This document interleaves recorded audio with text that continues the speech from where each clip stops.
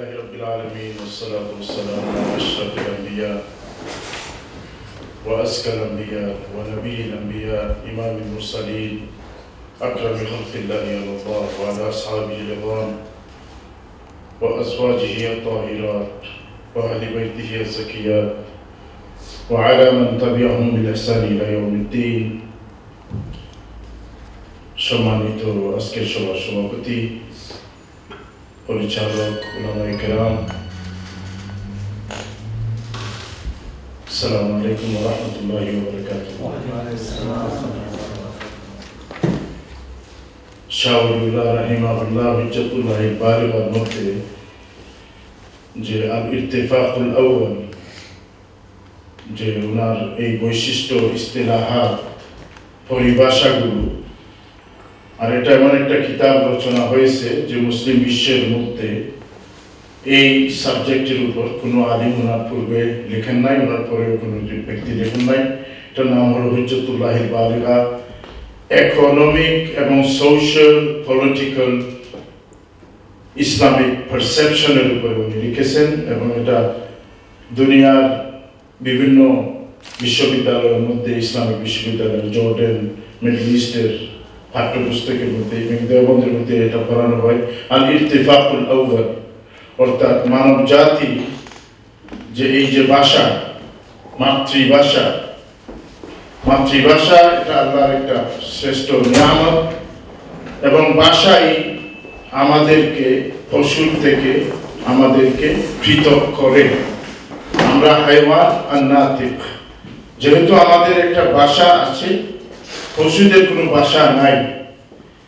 এই ভাষার কারণে আমরা আশরাফুল মাখলুকাত লাকাদ খালাকনাল ইনসানা ফি আহসানি তাকওয়িম, পশু জগৎ থেকে আমাদেরকে পৃথক করার যে মাধ্যমটা, যে ব্যবধানটা, এটা হলো ভাষা, মাতৃভাষা। এবং উলামায়ে কেরাম তাফসীরের মধ্যে আদম আলাইহিস সালামকে আল্লাহ তাআলা যে ওয়া আল্লামাল আদামাল আসমা কুল্লাহা, মুফাসসিরিনগণ লিখেছেন, ইভেন হযরত মুফতি শফি সাহেব, মুফতি আজম পাকিস্তান, উনিও লিখেছেন এবং আল জাওয়াহিরুস সিহাব মুকদ্দিমার মধ্যে, ভূমিকার মধ্যে উনি লিখেছেন যে ভাষা, সমস্ত মানব জাতির ভাষাকে আল্লাহ তাআলা আদম আলাইহিস সালামকে প্রশিক্ষণ দিয়েছেন। তো বাংলা ভাষাও আদম আলাইহিস সালামকে শিক্ষা দেওয়া হয়েছে। তো এই যে একটা গলত প্রপাগান্ডা যে সংস্কৃতি এবং এই যে বাংলা ভাষা এটা হিন্দুদের ভাষা বা হিন্দুদের অধিকার, এটা একটা গলত, একটা রং ইনফরমেশন। বাংলা ভাষা সংস্কৃতি ভাষা এটা হিন্দুরা সৃষ্টি করে নাই, আল্লাহ সৃষ্টি করেছেন। এবং মর্যাদা হিসাবে উর্দু ভাষা আর আরবি ভাষা, তো আরবি ভাষা একটা স্পেশাল হওয়ার কারণ হলো ওয়াহির ভাষা, কোরআনের ভাষা, নবীর ভাষা, জান্নাতবাসীর ভাষা হওয়ার কারণে তার একটা বৈশিষ্ট্যতা রয়েছে। এরপরে দুনিয়ার সমস্ত ভাষা আল্লাহর কাছে সমমর্যাদা রাখে। উর্দু ভাষা, বাংলা ভাষা, ইংরেজি ভাষা, অথবা আমরা মুসলমান ওয়া আরসালনাহুম বিলিসানি কওমিহি, নবীদেরকে তাদের মাতৃভাষার সাথে আল্লাহ তাআলা প্রেরণ করেছেন। আল্লাহ বলছেন আমি ওনাদেরকে তার মাতৃভাষার সাথে আমি প্রেরণ করেছি। আমরা যেহেতু আমাদের মা হলেন বাংলাদেশি, আমরা তাহলে আমাদের মাতৃভাষা হবে বাংলা। এই জন্য আমাদের প্রাধান্য হবে বাংলা ভাষার চর্চা করা। আমরা নবীদের ওয়ারিস হিসাবে নবীর ওয়ারিস হলাম উলামায়ে কেরাম।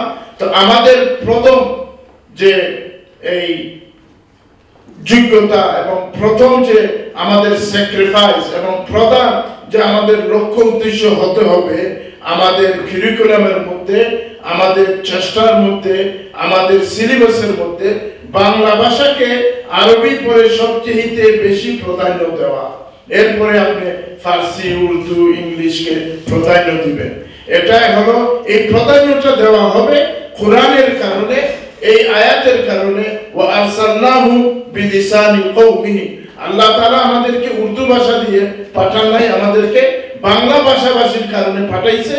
এই জন্য এই কোরআনের আলোকে আমাদেরকে বাংলা ভাষা প্রাধান্য দেওয়া, এটা আমাদের ইমানি দায়িত্ব।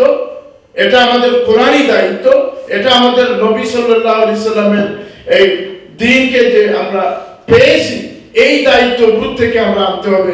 অনেকে অনেক বেবুজ মূর্খ উলামায়ে কেরাম, মাফ করবেন আমি বলতেছি, কারণ মহিউদ্দিন খান সাহেব নিজে বলেছেন উনাকে ধিক্কার করা হইতো, উনাকে অনেক উলামা বলতেন যে উনি তো হিন্দু ভাষা নিয়ে চর্চা করতেছেন।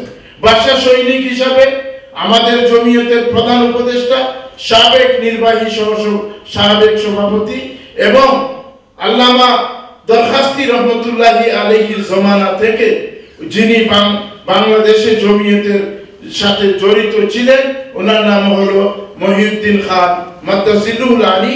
উনি হলেন ভাষা সৈনিক। আমাদের জানা মতো শেখ মুজিবুর রহমান সাহেবেরও আল্লাহ তাআলা এই তৌফিক দেন না, যদিও বাংলাদেশের স্বাধীনতা করেছেন, কিন্তু ভাষা সৈনিক হওয়ার অধিকার থেকে আল্লাহ তাআলা ওনাকে বঞ্চিত রাখেছেন। কিন্তু উলামার সরতাজ, জমিয়তের সরতাজ, এই জন্য আমরা মনে করি জমিয়ত একটা সংগঠনের হিসাবে আমাদের সাংগঠনিক দায়িত্ব হবে এই ভাষা আন্দোলনের সৈনিকদেরকে সালাম জানানো, এবং ওনাদের অন্যতম হবেন আমাদের যে প্রধান উপদেষ্টা Mohiuddin Khan, a living legend, যে উনি ভাষা সৈনিক ছিলেন।